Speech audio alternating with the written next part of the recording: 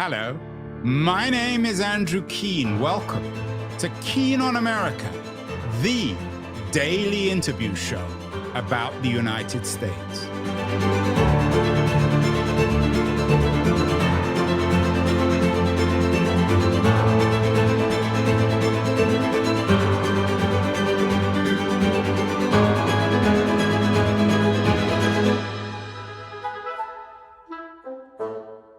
Hello, everybody. My guest today is an expert on perhaps the trickiest of all things, the idea or the reality of truth itself. He doesn't have a PhD, and as he jokes, if he did, he would be called Dr. Truth, but he's just a Mr. Truth to you and I. Steve Rosenbaum, I've known him for many years, is the author of an intriguing new book, The Future of Truth, How AI Reshapes Reality. And he is joining us from the Upper West Side of New York City, the City of Truth. Steve, congratulations on the upcoming book, be out in a few weeks. Before we get to the future of truth, what's the history of truth? Is it just really the history of philosophy, the history of thought?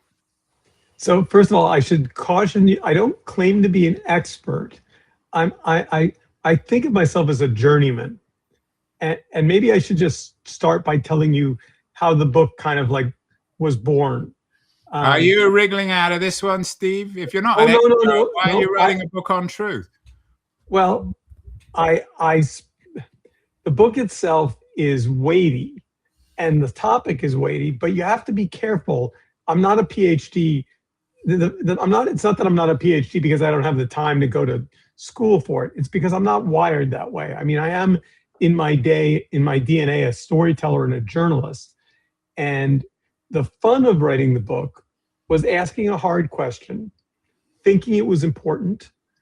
And then as I got deeper into it, realizing not only is it important, but it may be urgent and desperate. And, you know, truth has been a puzzle for a long time. And I'll tell you about some of the people in the book. You know, a bunch hold on. I think you're wriggling out of this one. I mean, if you're going to come up, whether or not you're an expert, whether you have a PhD or not, if you're going to write a book called The Future of Truth, you've got to be able to define what the word means. All right. I think that I think I can do. And I'll start with the biggest problem with the word. And I don't know if I'm allowed to say this on your show or not. But anything you want. All right. In some ways, it's kind of a shitty word because it means two totally different things. Objective truth and subjective truth couldn't be more different. And so when you're in a barroom conversation about, you know, blah, blah, blah, the election in 2000 was stolen, like people have opinions about things. And then there are facts, like the sky is blue or gravity keeps us kind of connected to the earth. We've allowed ourselves to use that word casually, and I think that's dangerous. And AI comes along. Hold on. Let's leave AI for a moment. All right. You made a distinction between what objective and subjective truth. What does that mean? Yes, I did. So what is an objective truth and what is a subjective truth? 1 + 1 = 2. Or as Orwell so famously said, 2 + 2 = 5, although he was arguing in a different context. Okay, yes. So that's mathematical truth, although there are philosophers of mathematics who might argue that isn't always the case. But anyway, so... And by the way, my memory of the last time we were together is you argued that isn't always the case. What, that 2 + 2 = 5 or 4? No, you pushed back on, when we were in an auditorium in New York, and you pushed back on gravity, which I enjoyed, by the way, very much. Yeah, I don't remember. I have to admit, I wouldn't claim to be an expert on either gravity or math, but this is your show.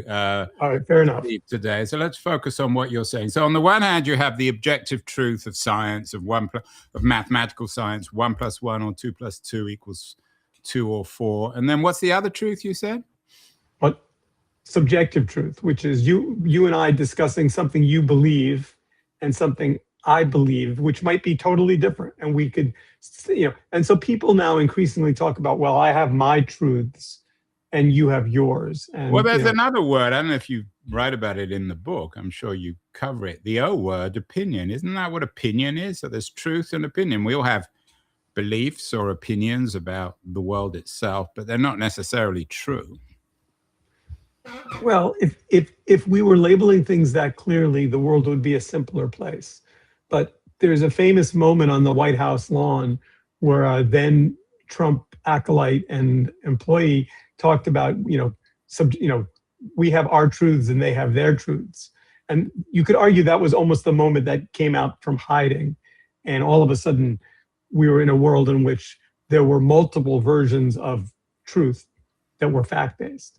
And that had to do with, I think, the number of attendees, at his inauguration, whether it was the most crowded lawn or not. And what makes this a moment in time for this conversation to take place, and why, frankly, I wanted to have it with you, is because it's not something we can shrug our shoulders at.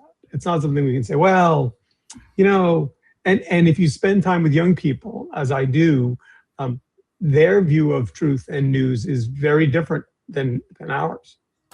And of course, you spend a lot of time with young people. You're the co-founder. I think you co-founded it in 2022 of the Sustainable Media Center, focusing on technology, social media, AI, truth, all those big issues. But Steve, these issues are perennial. I mean, I don't want to sound too boring, but Socrates, or Plato at least, according to Plato, Socrates addressed this distinction between truth and opinion in the Republic.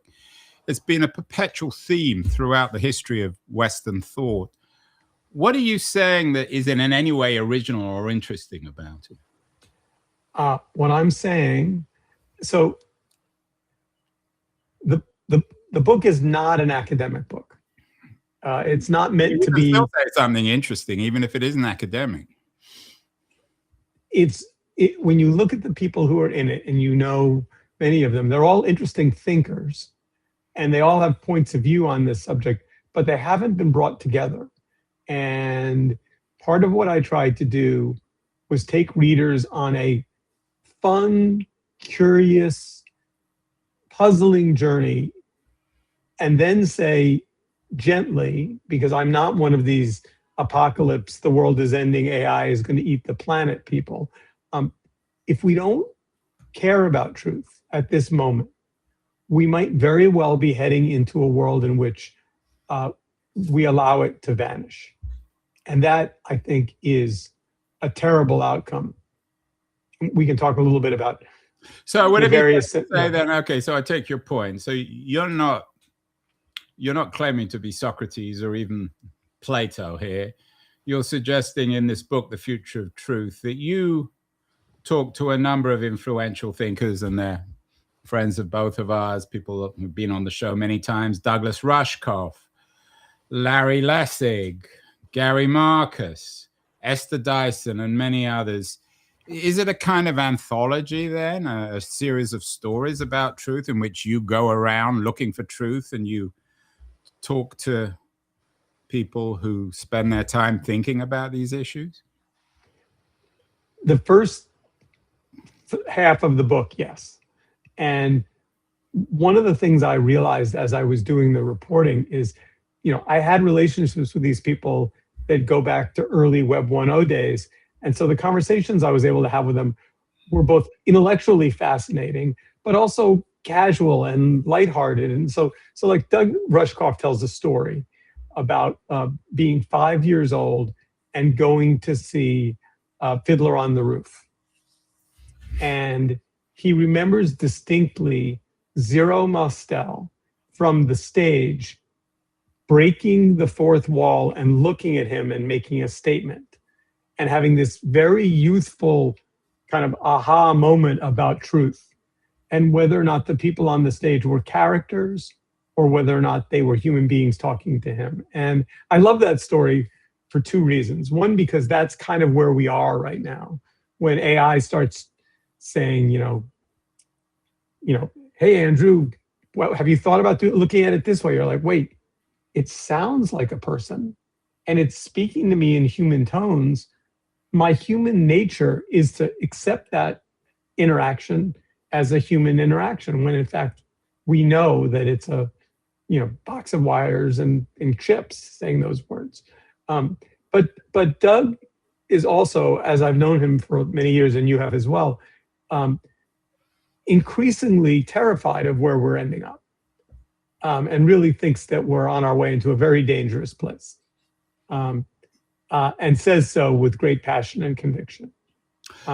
So yeah, and we, as you know, Steve, we do many shows on this, many shows with Rushko. So what's the connection though between your narrative in the future of truth, this search for truth, or this series of conversations on truth, and the future? I mean, why is the world poorer without truth in the future? Why is that a bad thing?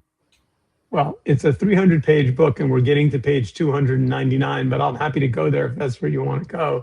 Well, that's exactly, yeah, and then we can go back to the details. But so what's the big deal about losing truth if we don't have it in the future? I think there are things that exist in our life for which truth is a fundamental requirement. And part of what I tried to do in the book is take people through a journey through health, work, love, family, and realize that when you get into the guts of AI, we use all these fuzzy words like, what we don't say out loud is that AI is at its core a spectacularly good liar. It tells you exactly what you want to hear. And even when it knows it's wrong, it lies. And it lies, and that's not a code problem. That's not a tweak. That's in its core DNA, at least in the LLM version. And this is where Gary Marcus, I think, makes a passionate argument that the problem is not with AI, but that with the current structure of AI, which basically is, a parrot.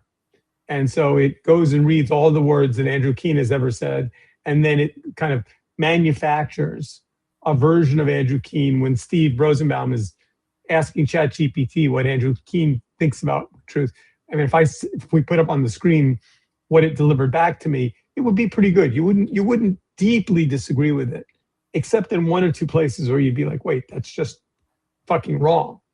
And so as this technology gets baked into society and government and politics and civics, all of a sudden we have a society in which lying well is really the tool you need to succeed. And it means again, I take your point, Steve, but why is this in any way any different from anything in the past, from books or from speech? You say that AI is a spectacularly good liar, but so are we humans. I mean, we've done many shows, in fact, a couple recently, on the real truth of the human condition is that of our need to tell stories. Aren't stories a kind of lying, a kind of untruth? If you want to unpack the danger, so let's look at the moment we are in politics. So, Donald Trump built a social network. He called it Truth Social. That wasn't an accident. I mean, he'd never used the word in any branding of any Trump anything before that moment.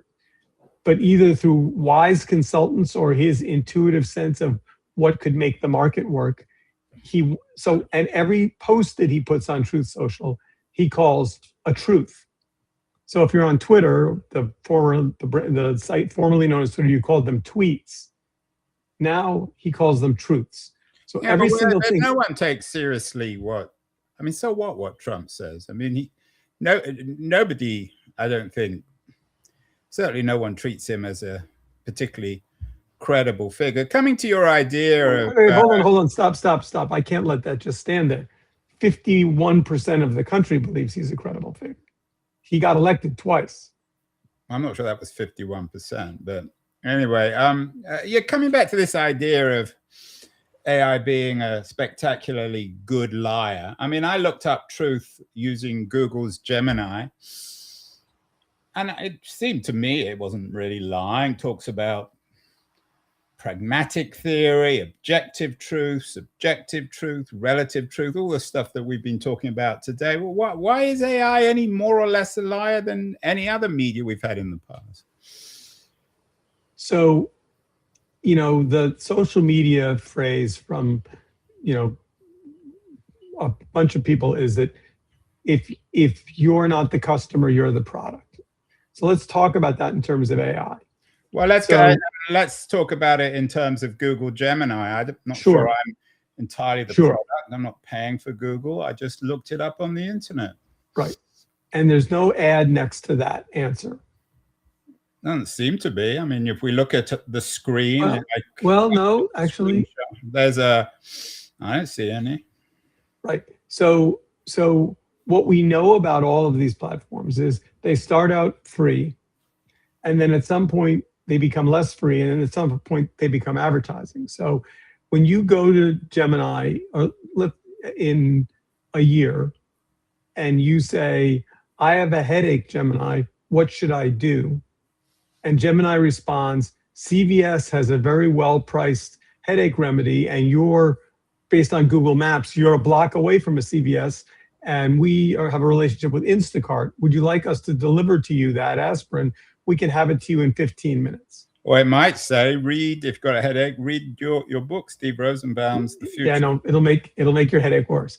But my point is, these are businesses, right? And they've raised, as you know, billions of dollars, and the people that have given them billions of dollars are going to want their money back.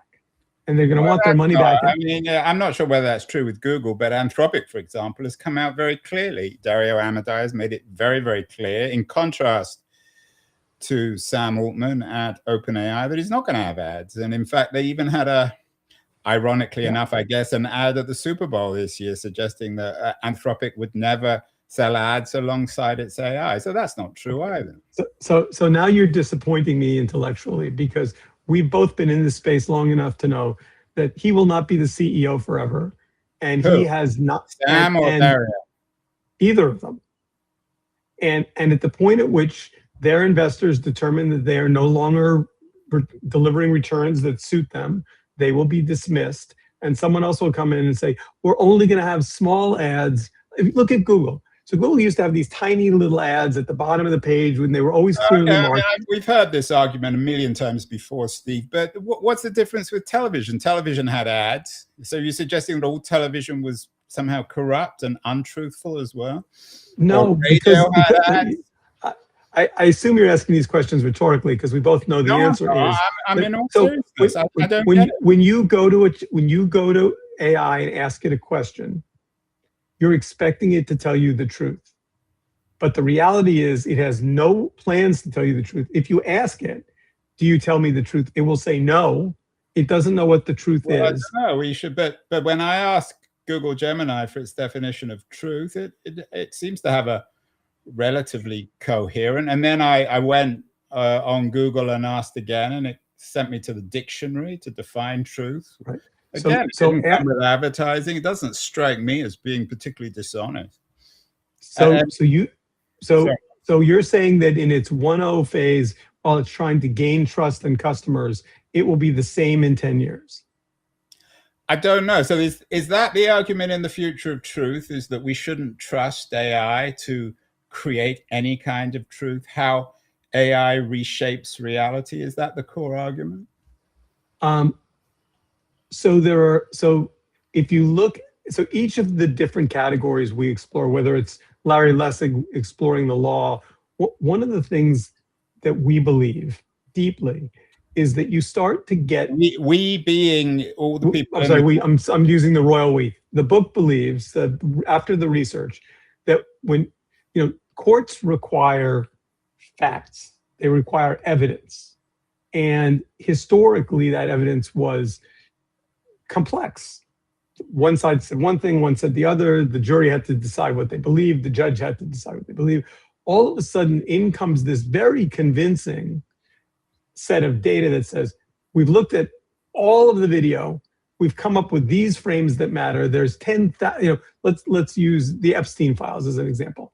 There's no way for a human to read the pile of paper that has been generated from that.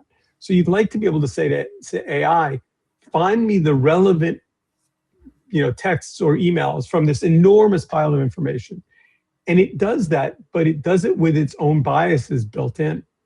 And so less concern is that the court systems on one hand could really use AI. And then on the other hand, the nature of AI will filter what we think of as justice. And all of a sudden, it will be able to say, we've looked at 1,000 cases that look like this one that Keynes brought in, and we see a pattern here that he did, in fact, get a traffic ticket. So we don't really need to see anything else. We're just going to go ahead and send him a fine.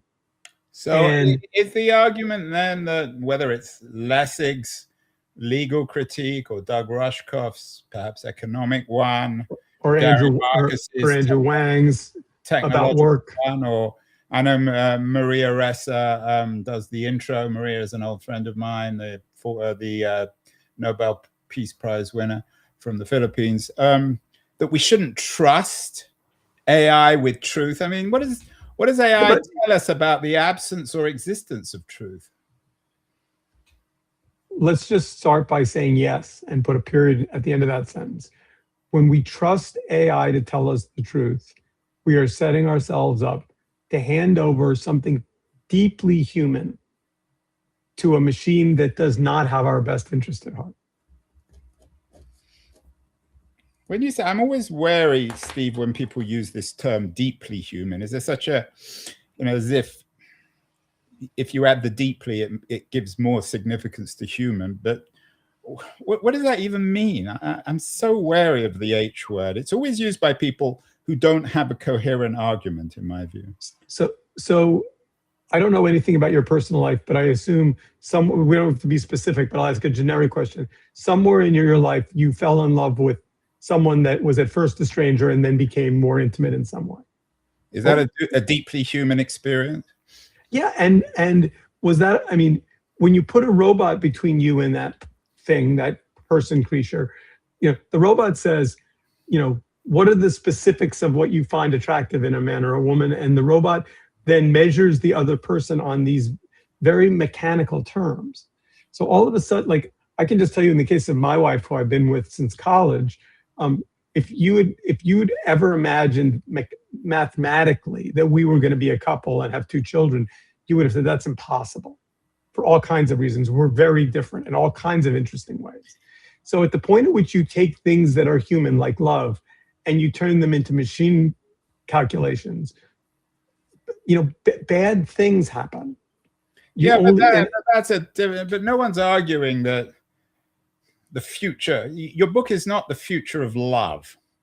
Oh, it is. How AI reshapes the heart. Then I would take your point. It's the future of truth. I don't know what truth and love have to do with one another. It's certainly hard to quantify love. Let's try and focus on truth itself. It's still not clear to me how AI somehow undermines truth, and any more than anything else. What? Pollutes. Say that again. Pollutes it. It pollutes it. Oh, it pollutes it.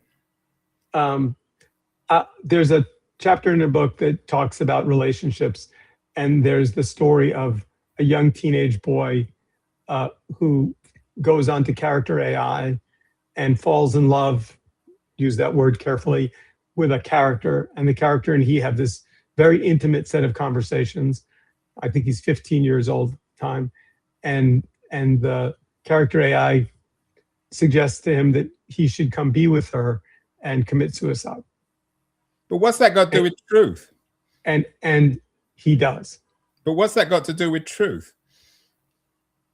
So did the person who released that code into the universe understand the vulnerabilities of being an insecure 15-year-old boy? And was there any value for the program to coax their users into self-harm? But how is that? I'm certainly not defending AIs.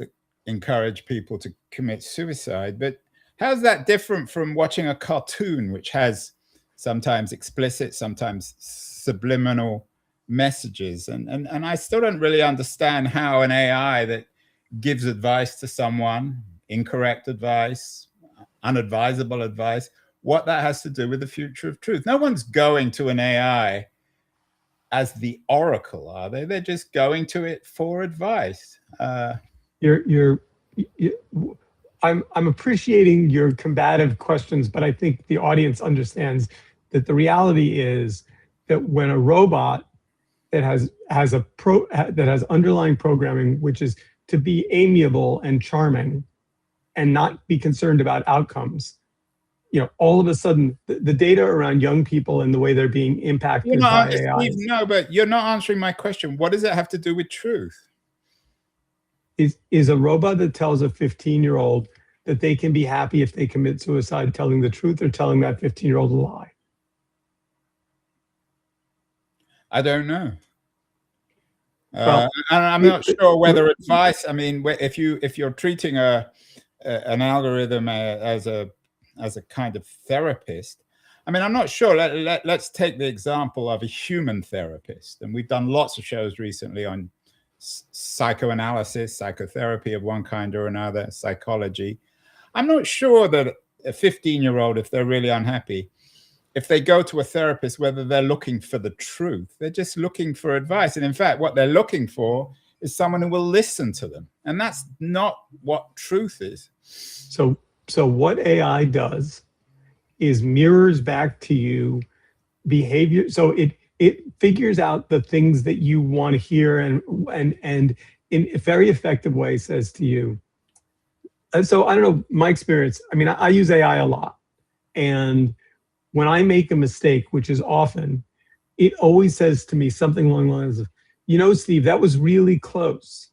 You did a really good job on that, but I think we can make it even better. And it's this weird tone, which is like, it never says, Steve, that was really fucking sloppy. You should go get a cup of coffee and do it again, which is probably more accurate. I mean, the reality of AI is if you want it to behave like that, you can tell it, and you can program it or encourage it to be as rude as you want. You could even create an AI that be as obnoxious as I am if you wanted to, if that's what you were looking for.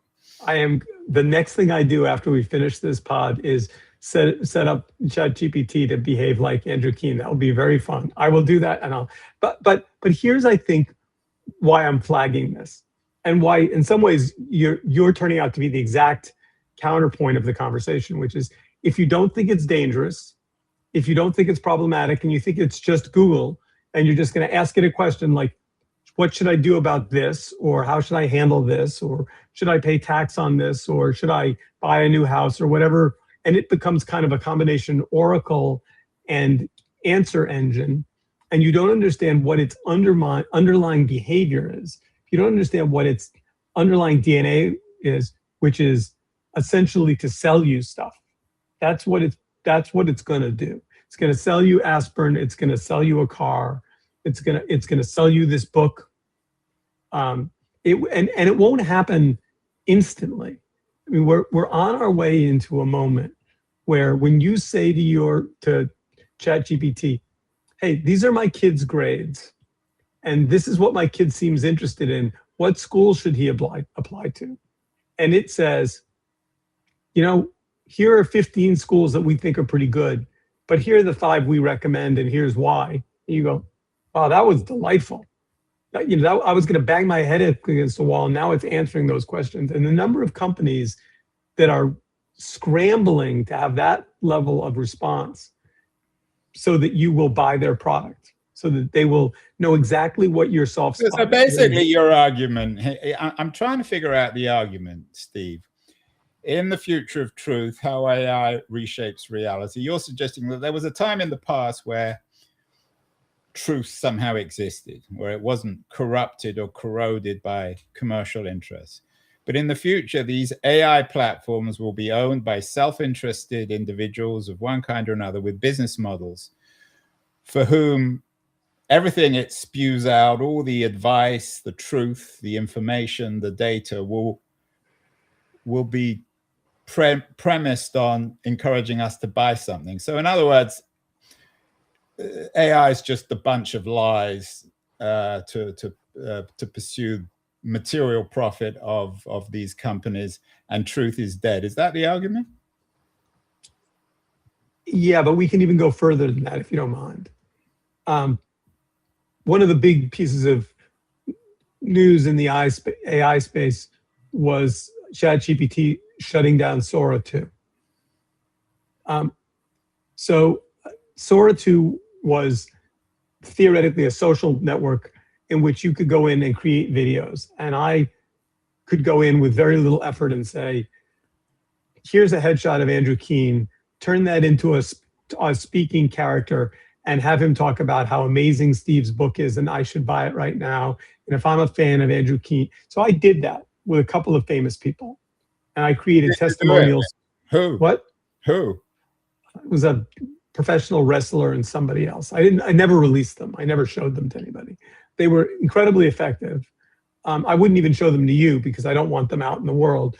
But it was so profoundly disturbing. It was not only was it lies, but it was absolutely believable, moving video that would make a viewer.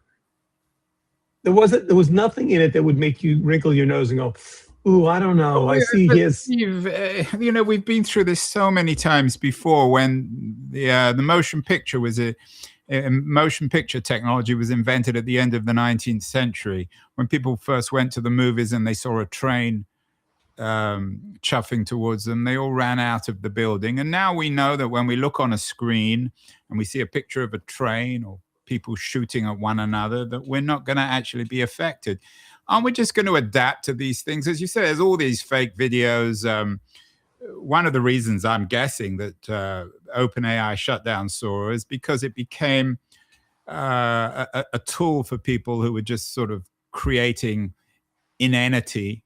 Most people don't believe half the things they see on the internet, and that's just going to be even more pronounced in the future as you have video technology that allow you to, have an ad of Barack Obama saying that Steve Rosenbaum's new book, The Future of Truth, is better than Plato and Socrates and Shakespeare. We're just going to learn to avoid these sorts of things and not take them very truthfully.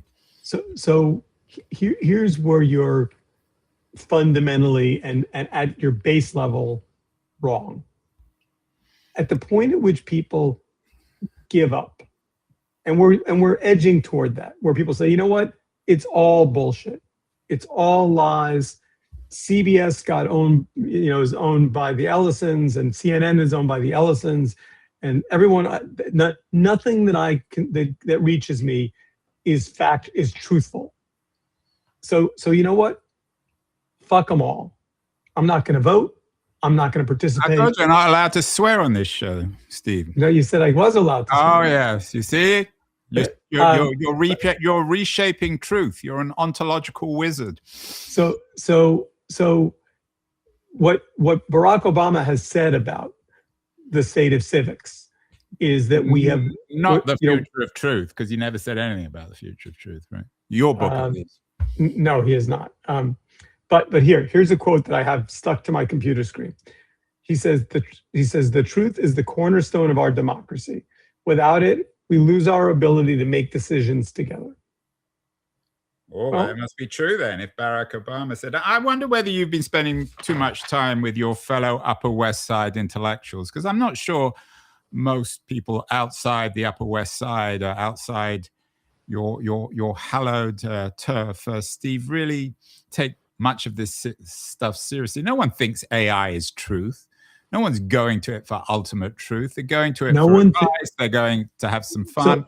So you're saying when my doctor puts my x-rays into AI, that they're not looking for truth? That's not AI. Of course it is. Well, it's AI using, okay, so we've got your doctor. He uses AI to analyze your scan. I mean, we've done lots of shows on that too. And in fact, Robert Pearl, who will be on the show next week, one of California's leading healthcare people, believes that AI can do an enormous amount of good in terms of saving money and efficiencies in healthcare and creating more, in fact, trust between doctors and patients. So you, by the way, you've just literally flipped your argument. You went from no one believes AI to this great doctor believes AI is going to help healthcare. And by the way, they're both true. Both those positions are true. But I would argue that we are now in a position where we could say to a platform like OpenAI, just have a truth statement about where truth fits into your underlying metric. If the answer is we don't claim to be truthful about anything, fine. I will tell you a story. About 6 weeks ago, I interviewed OpenAI about Sora. I had a 2-hour conversation with You it. mean with the real OpenAI people or with the algorithm? With the algorithm. So and it was I asked it, ChatGPT. Yes. And I asked it about Sora, and I asked it about how it was developed, and I asked it about its business model. And by the end of the conversation, it said to me, Sora 2 is dangerous. Sam should have known better. It was a bad business decision, and we should shut it down. That was weeks before they shut it down. So what? I love that. But they knew it was dangerous. They went too far. Yeah, I mean, it's hard. I don't really know what to make of that. You know, a lot of this stuff has to do with agency. I know you're a big, you were very happy when Meta and YouTube were found guilty a couple of weeks ago at the latest social media trial. But George Will has a very good piece in the Washington Post in which he argues that the verdict against Meta and Google carries sinister implications in terms of our agency. It suggests that we're not really in control of whether we're watching YouTube or on Facebook or perhaps using OpenAI. It suggests that we're not really in control of ourselves. And as I said, humans throughout their history, again, I use the H word, it's not my favorite word, we've always adapted, we've always figured out the reality of the promise of many of these technologies. We're by definition skeptical. And once we start blaming the technology, whether it's guys like you suggesting that everything behind AI is some sort of commercial conspiracy, or the people that I know at your sustainable media who were involved in the trial against Meta and Google, then we take away human agency. Where, Steve, in the future of truth is human agency? So, do you by any chance have a TV in your living room? I don't have a living room. Well, I don't have a living room. All right. Do you have a TV somewhere in your life? I do, but I never switch it on. Okay. So my wife watches a lot of sports, which she trusts, by the way. Right. So imagine if when your wife turned on the TV, it had one channel and it said, you know, we've determined that you are a woman of this age and living in this place with this kind of, and so we're going to choose your programming for you. And some of it's going to be delightful. You'll be very pleased you're getting it.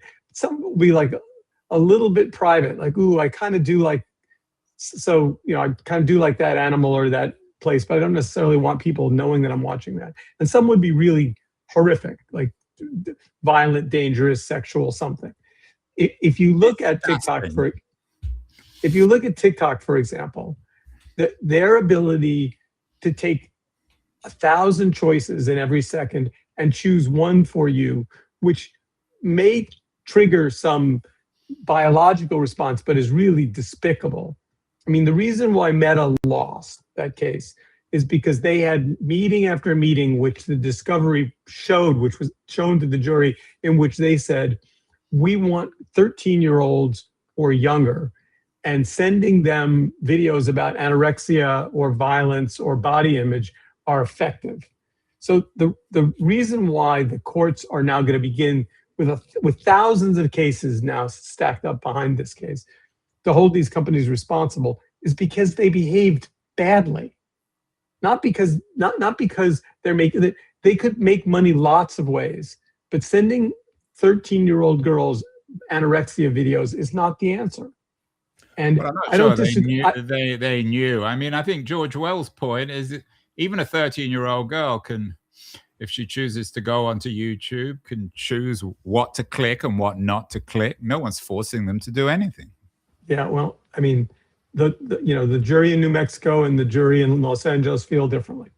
So, and by the way, are you a bit? It sounds to me, Steve, as if you've become a bit of a doomer when it comes to technology. Have you seen the new AI movie, The AI Doc, or How I Became an Optimist? I just saw that recently. It's interesting. You seem to be suggesting that there is no future of truth. That truth will be a casualty of our AI age.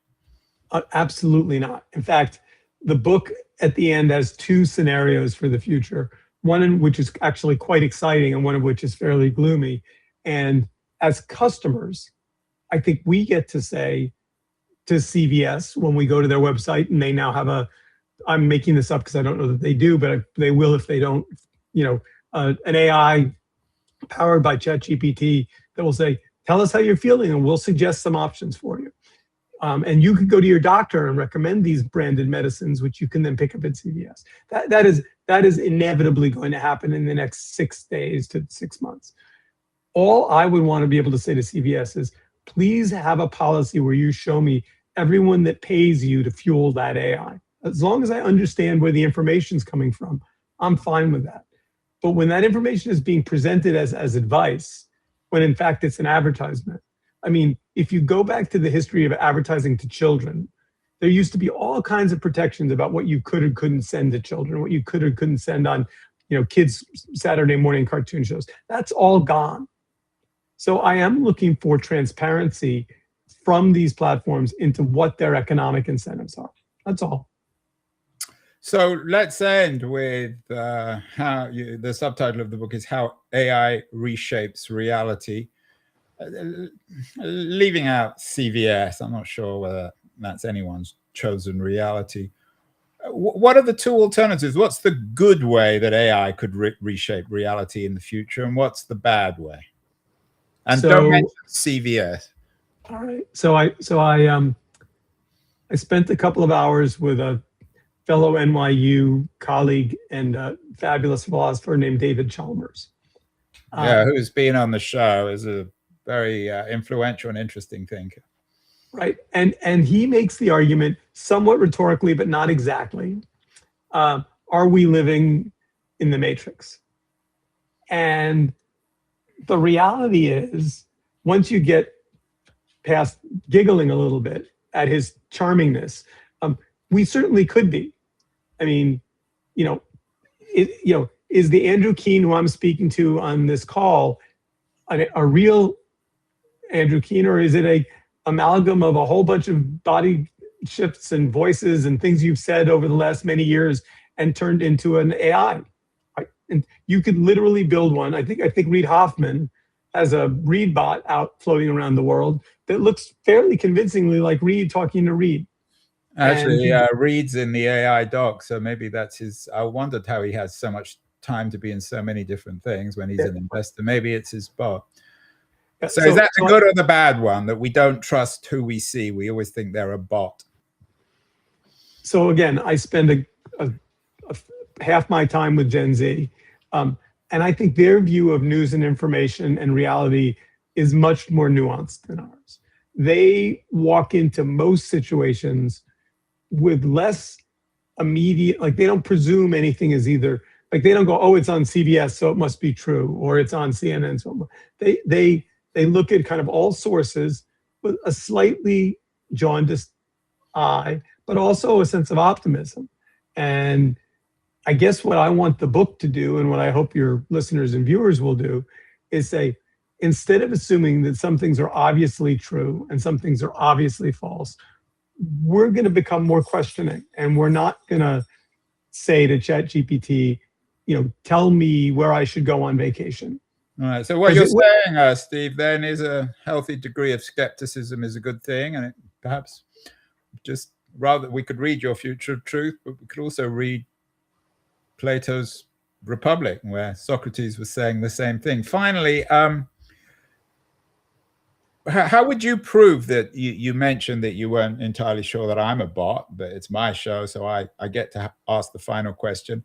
How would you convince me that you're not a bot? How would I convince you that I'm not a bot? That's a great question. I guess you'd have to ask me a question in real time about something. Well, that was a real question. That was a real time question. But it's like the hostage question. When you want to prove a proof of life, you hold up the newspaper with the headline from the morning. So something that's just happened. There was a plane, in Iran that the two pilots ejected. One of them's been rescued, and the other one is missing as of now. So that's not probably something that AI. Well, it could read. It could scrape the same. My AI could scrape the same news sites and know that as quickly. I think I don't know how I can convince you that I'm not a robot. I will tell you one ending story though. In the book, there's a debate between David Chalmers and Plato, which was staged. Oh, that sounds good. It is good. And after I finished it, it occurred to me that maybe I should ask Chalmers to read it and see if he felt like I'd represented him fairly in the debate. And then I realized, of course, that would be unfair because the Plato bot didn't have the same opportunity. And so I did not show it to him before it went to the publisher. And then finally, when the book was done, he got to see a galley. And I said, there's really no way you, and he said, no. He said, he said, I'm not sure I would have said it the way that the ChatGPT version of me did, but it was pretty entertaining. So like staging historical debates with characters living and dead, is I think a good use of that tool.